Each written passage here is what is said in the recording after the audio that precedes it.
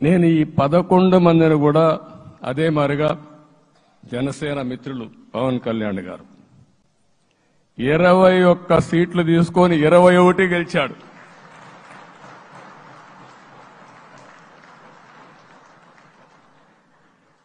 BJP 10 సీట్లు తీసుకుంటే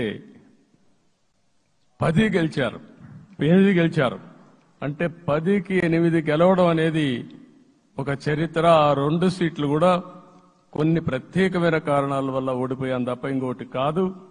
అంటే ఇక్కడ ఒక లెసన్ మనందరికీ అర్థమైంది ఏంటంటే, అభ్యర్థులు గట్టిగా నిలబడుకున్న ప్రతి ఒక్క చోట ప్రజలు మనల్ని ఆశీర్వదించారు, గెలిపించారు. ఇదే ఈ యొక్క ఎన్నికల్లో మనందరం గుర్తుపెట్టుకోవాల్సిన ఒక ప్రత్యేకమైన విషయం. నేను చాలాసార్లు ఎన్నికలైన తర్వాత సమీక్షలు చేసుకున్నాం, కానీ ఇలాంటి విజయం, ఎలాంటి సాటిస్ఫాక్షన్ ఎప్పుడూ లేదు. దీనికి కారణం ప్రజలు మన మీద నమ్మకం పెట్టుకున్నారు.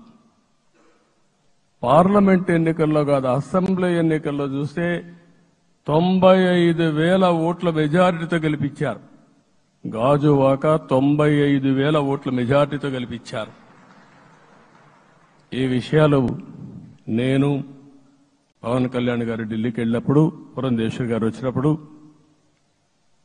ఈ రాష్ట్రంలో ఇచ్చిన మ్యాండేట్ వల్ల ఢిల్లీలో మమ్మల్ని అందరూ గౌరవించే పరిస్థితికి వచ్చారు.